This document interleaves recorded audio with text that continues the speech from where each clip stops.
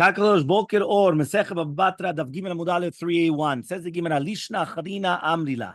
There was another nusach to this diun. Savrua, they thought to say, my mechitza, what does it mean a mechitza? Plukta, which is a division, a chalukah. Tichtiv, it says in a pasuk, if you remember, we started the Gemara yesterday by saying that what is a mechitza? Wall. And then we continue going. No, that maybe it's a plukta, maybe it's a division. We go back and forth. There's a kriya, not. So now the lishna achrina is the exact opposite. We're starting that really be'emet. What is a mechitza? A division. Since they wanted to make this division, they're going to force them to build the wall. Alma, so you see from here is a kriya shmehezek. So says Gemara, no. Ema my mechitza guda. Maybe the opposite. Maybe what is a mechitza? A wall. The Tanya was willing to write a mechitza to kerem shenifretza umelo gedor. Nifretza omer lo gedor. What happens if it breaks? And he tells him, no, you have to put it back up. Put it back up. And then afterwards, he just forgot about it. He said, it's too much for me. I can't build it again. It's going to become kilaim. He's going to be chayav for it. Ta'ama, the reasoning is the diratzu because they wanted it. Haloratzu is if they didn't. And they're not going to obligate him. Alma, so you see from here, hezek riya, lav shmei hezek.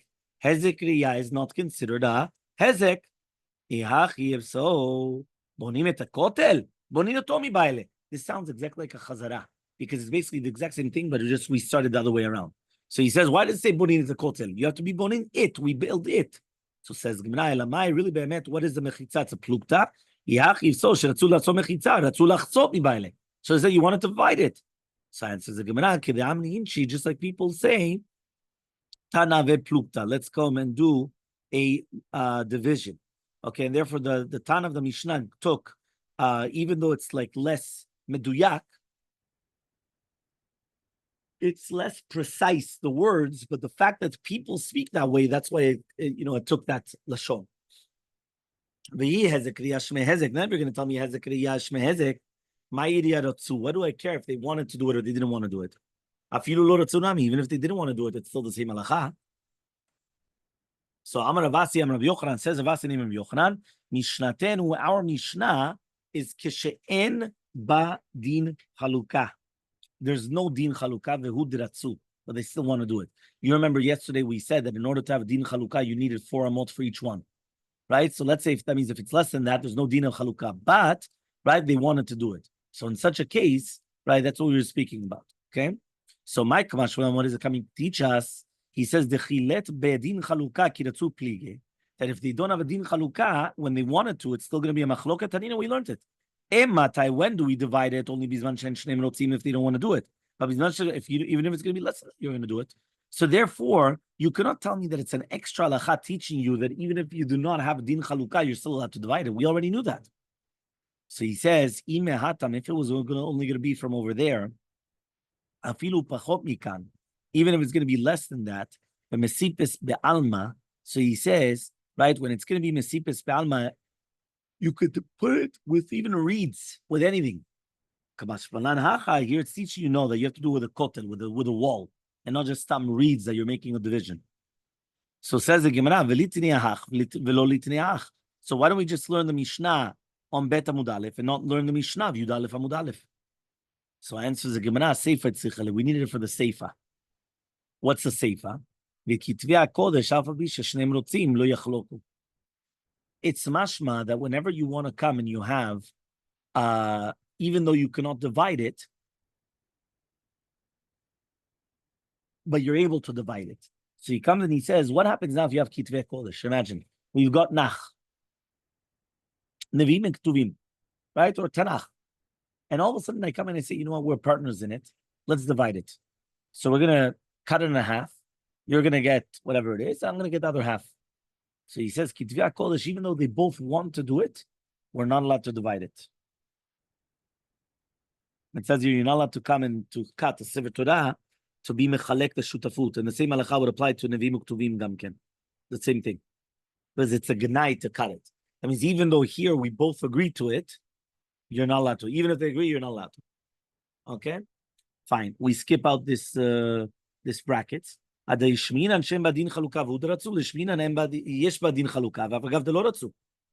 again, if you're already coming and teaching me that it does not have din chalukah and they both agree, why don't you teach me that you do have din chalukah And even though they don't agree, you still obligated.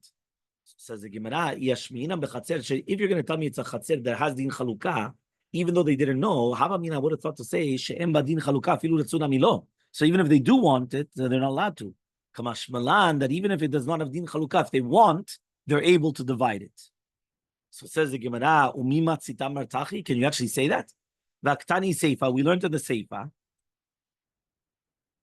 Matai, when are these words? Bizman she'en shneim rotzim, only if they both want.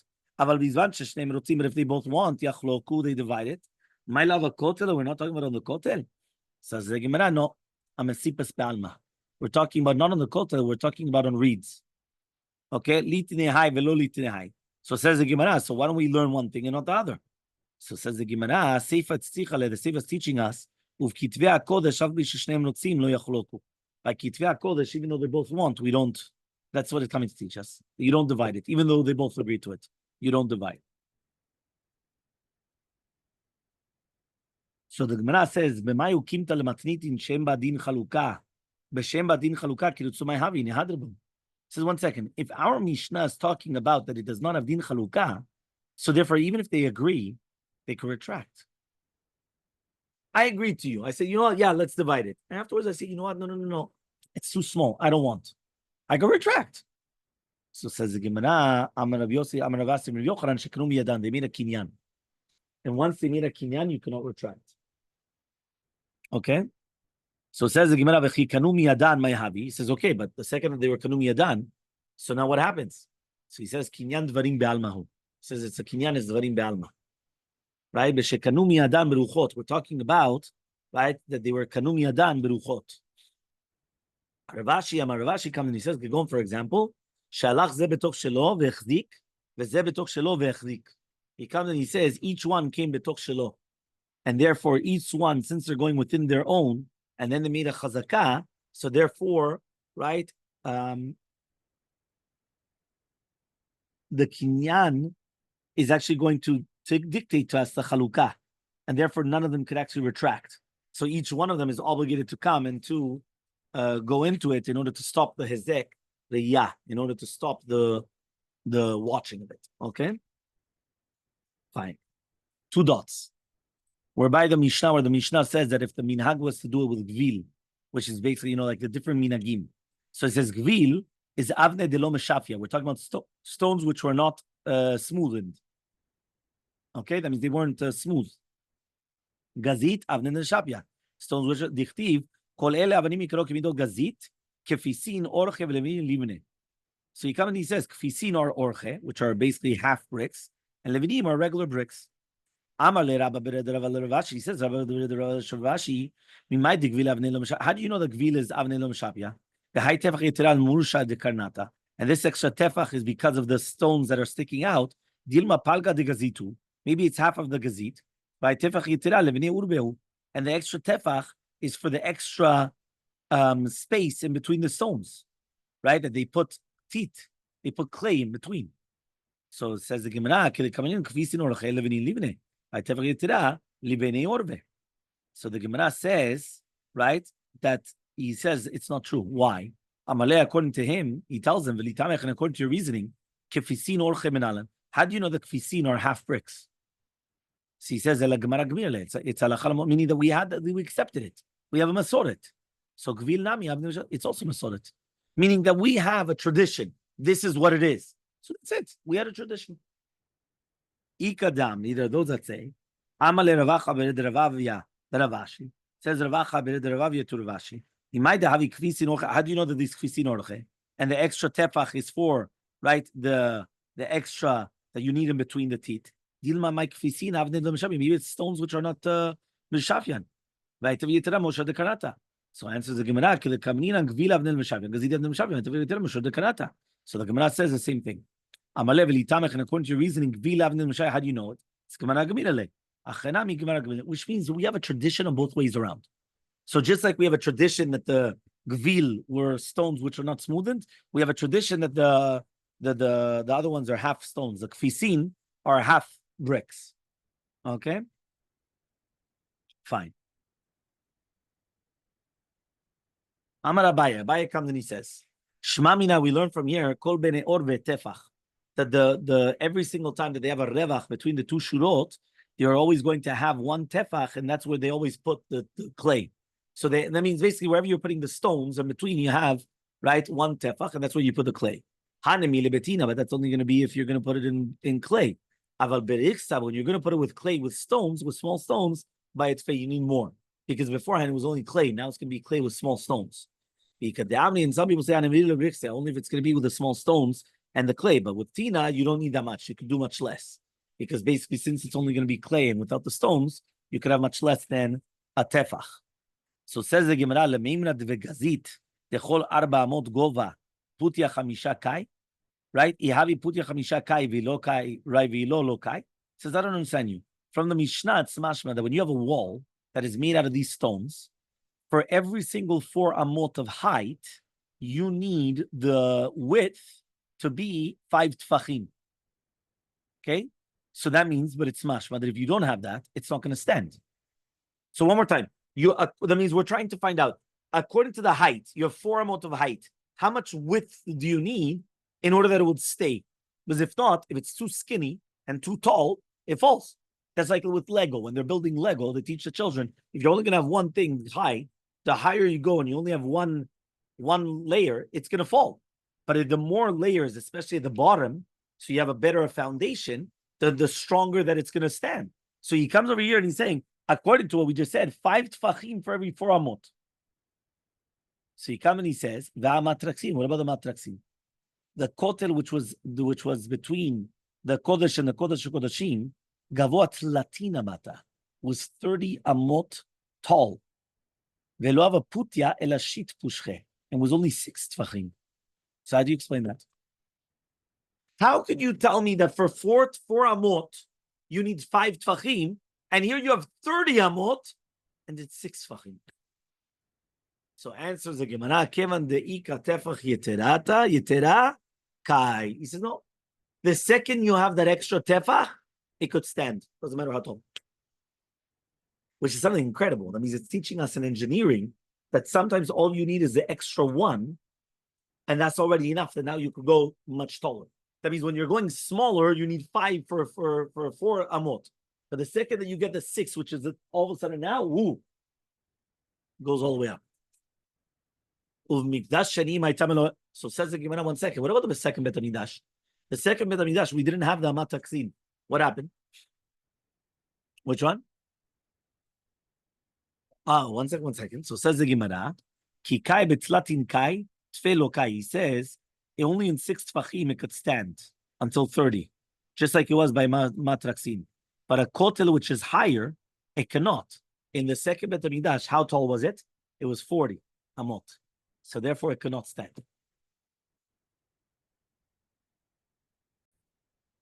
So says the Gemara, 1 second. Since in the Bet HaMikdash, second Bet HaMikdash, it was 40, so even 6 would not stand. So ask the Gemara, how do we know the second Bet HaMikdash was taller than the first Bet HaMikdash? So it says, it says, Gadol yeh kavod habayit hazeh acharon min harishon. It says that the kavod of the second Bet HaMikdash is going to be greater than the first one. So because of that,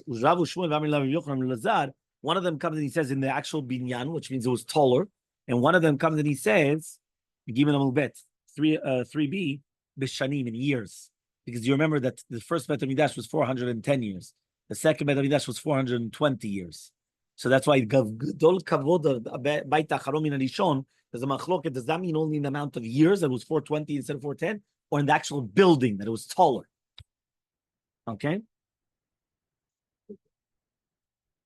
No, the second was lacking certain concepts of Kiddusha. But in Kavod, it was more. And the question is, what does that Kavod mean? Does it mean in the actual building? Or does it mean in the years and the time span? Okay? So says the Gemara, "V'ne'avdi tzlatinamin, right? Bibinyan, v'idach na'avei beparochet." This is 1 second. In the first Bet HaMikdash, what did you have? 6 tfachim width for 30. This is 40, so it's not going to work. Very simple. Do 6 tfachim of width, 30 height, wall, and it stands just like the first Bet HaMikdash. The extra 10, use a curtain. That's the Gemara is asking. Do on the extra 10 on the top, a curtain. So answers the Gemara, Hikai tlati namata nami. When you're going to have 30 amot also, agav tikra maziva. No, it's only because of the tikra and the maziva. Velo tikra mizva. He says, no. When I told you that it could stand 30 amot with 6 tfachim, it was because it also has the support of the roof. You understand? Many times, if you just build a freestanding building, sometimes it can't stand. But if you put the wall, even though it's going to be skinny, it's 6 tfachim for 30, but it's got the support of the roof and the bottom, it holds it into place. So he says, if you would have only done 30 and then another 10 of the curtains, it wouldn't have stand. In the first Beit HaMikdash, it stood because it had the roof as a support also as well. But by itself, it wouldn't have supported. So it says the Gemara, "V'li'avid ma'idaf shar b'binyan, v'li'avid idach b'parochet." He says, okay, so make whatever you can with the binyan, and right, that means do whatever you can with the wall, even if you can't do 30, do 20, whatever you can, and then do the rest with the parochet. So Rabbi says, Gemara, we have a masoret. Ikulu b'binyan, ikulu b'parochet. It has to be or. Either the entire thing is a curtain or the entire thing is a building, like as a wall, right? He says, if the entire thing is a binyan, they learn it from the Beit HaMikdash Rishon. Ikulu parochet, they learn it from the Mishkan.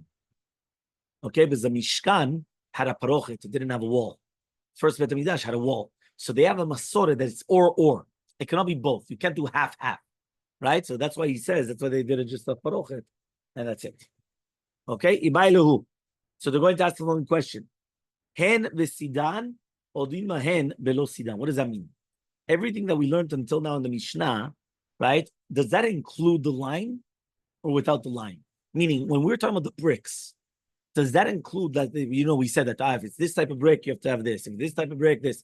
Did those measurements include the line or doesn't include the line? The line was used in order to it's like the teeth, it's like the clay, which keeps everything together. Okay? So he comes and he says, what does it say? Plastering, exactly, the plastering. But I think it's plastering with lime, no? I think it's L-I-M-E. Doesn't say? No? Seed usually is translated as lime, L-I-M-E. That's what they used to use to plaster. So Amr of Nachman bar Yitzchak says of Nachman bar Yitzchak, Mistabra, it's logical, hen v'sidan, that it includes the plastering. This if you're going to tell me it doesn't include it, so just tell us a shiur. But rather it's coming to teach you that it includes the plastering as well. So says the Gemara, no, it's not true. Why? Really, I'm going to tell you that it doesn't include the plastering. The kevan de lavi tefach, but since the plastering is less than a tefach, lo tani, we didn't learn it. Meaning that it's like, sometimes when you're talking about measurements, but it included the 0.125 or the point, they're such small, and it wasn't a real, like a real inch. It was like 0.125 of the inch or 0.5 of the inch. So they didn't even bring it down because it's so small. So that's why even if you're going to tell me that it did not include the plastering, it doesn't matter. It's so small that you didn't need to include the plastering. Okay? So says the Gemara, one second, but by over there, we did learn halves. Meaning, if you're going to come and you're going to tell me that it all has to do with that, if it's less than a tefach, we don't even mention it. So why do we mention 2.5 or 1.5? We did mention it. So why are we mentioning it? So answers the Gemara, hatam chazi litzrufe, right? Because there, each one is going to be mitzaref. Meaning, when you have a half a tefach and a half a tefach, it makes a whole. Here, if you're only going to add a 0.125 or 0.5 or whatever, it'll never make a whole. So it's always going to be less than one tefach. So when you have a 1.5 or 1.5, it becomes 3. But when you have 1.125 or 1.125, it will never become 3. It's only 1.1, so therefore they didn't mention it. Okay? Another bright. Tashema, HaKorah Shamru. The Korah, we're talking about now in Eruvin. So remember that the Korah is the top beam, right? You remember that whenever you want to make an eruv, you have to make the tzurat petach. What is tzurat petach? You have a lechi. The lechi is on the side walls, and then on the top you have a korah. So the korah is the top beam. So the korah shamru rochba kedei lekabel ariach. The width has to be in order to accept the brick. The ariach is chatzi levenish shot tvachim. It's going to be a 3 tvachim. So therefore, you see from here that the levena, which is mentioned in the Mishnah, for sure did not have line. Meaning, when you're mentioning a measurement and it tells you that it's going to be 3, it did not have any line because you weren't building it. You just said it has to be big enough that you're able to put a brick there. So obviously, it's 3. It doesn't have a thing. So he says, "Hatam b'Rav Vata." There we're talking about big ones, right? So even without the plastering, it's still going to be enough. Because we can also learn it. Because when you tell me that there's a livena, which is made out of, meaning it's a brick, which is this size. It's like talk about tiles. There's many different sizes in tiles. So when you tell me that there's a tile which is 30 centimeters, it tells you that there's a tile which is smaller and bigger. You understand? And that's exactly what's going on. Okay. Fine.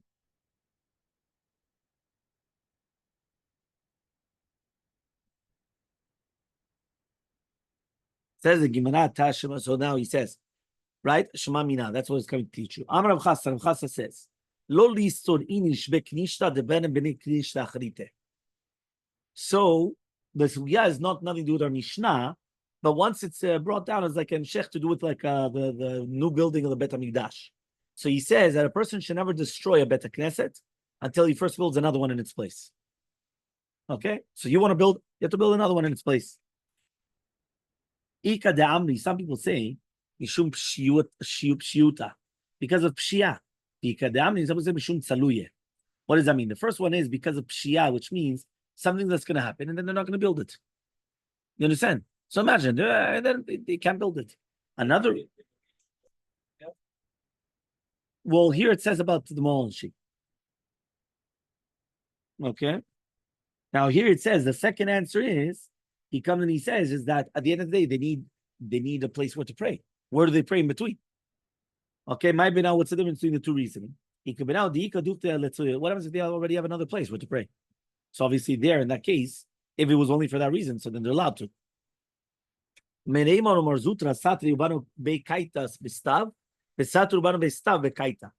that Mereimar Morzutra, they used to destroy and build a Bet Knesset in the summer during the winter, and then they used to do it during the winter for the summer, right? Why? Because they had another place where to pray.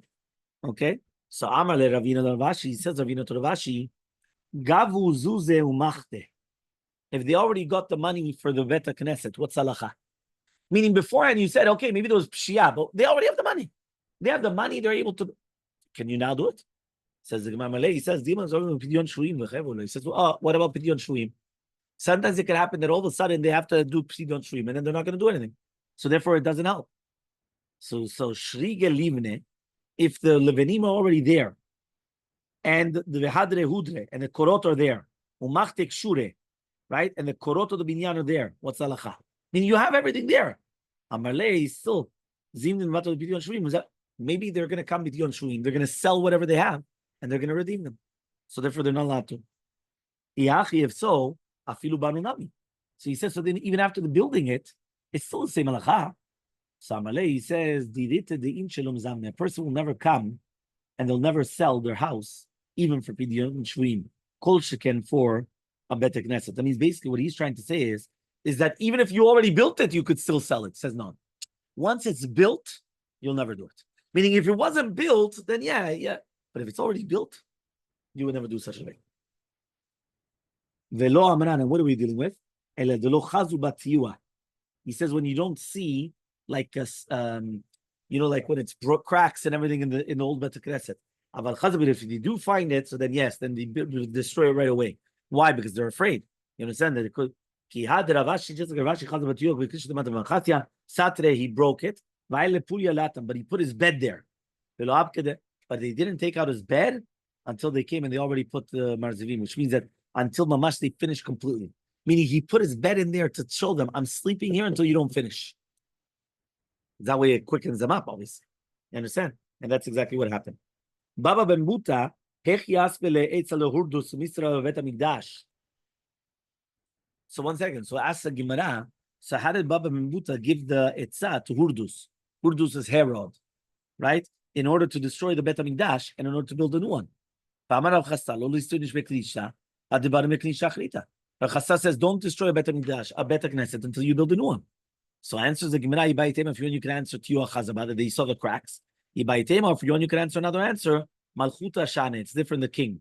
The king will never retract. Shmuel says, because if the king will say that they want to uproot a mountain, they're going to uproot the mountain and they won't retract. Okay, now we're going to speak a little bit about Herod. Hurdus. Hurdus avda de Chashmonai. Hurdus was an eved of the Bet Chashmonai. He looked and he saw a girl in the family. Yom Achad, once he heard a bat kala damar, bat kol that says kol avda damari dashatzlach, that if there's an eved that he's going to rebel, he's going to have success. Kam katlina lekulu marveta. He went and he killed all his masters. He killed all the Chashmonaim. And he left this little girl. Right? Why did he leave this girl? Because he wanted to marry her. And then Ki'ilu, that he's married to the Chashmonaim. So when the girl saw that he wanted to marry her, she went on top of the roof, and she picked up her voice and she said, anybody that says that it came from the house of the Chashmonai, avdahu. He's an eved. But the only one that's remaining is her. And she's committing suicide and she jumped off. And therefore she died. So therefore that's exactly what happened. What did he do, this guy? Tamna shava shnim dusha. He put her body for 7 years in dvash, in honey, in order to preserve her body. Ika damni, some people even say shebalea, that he had relations with her after death. Ika damni, and some people say lo balea. Damni la balea. He says the reason why he put her in dvash was in order to conquer his Yetzer Hara, because he was able to see her, right? Basically, that's why he put her in honey. But according to the ones that say that he didn't have relations with her, why did he put her? It's in order Ki'ilu that he got married to a Bat Melech. That means Ki'ilu, look, he still has the queen. Huh? Yeah. So that's the entire concept behind it. Amar, he said to himself, Mandarish, who's the one that's Toresh Pasuk Mikerev Achecha Tasim Alecha Melech? That it has to be a Jew, that he has to be the king. Rabbanan. So he went and he killed all the rabbis. But he only left Baba ben Mutar to take etzah from him. Okay, and then he put his eyes, he went and he took out his eyes basically. So he wasn't able to have eyes. And then he's going to come and sit in front of him, and the entire story of what happened over there. Have a wonderful day.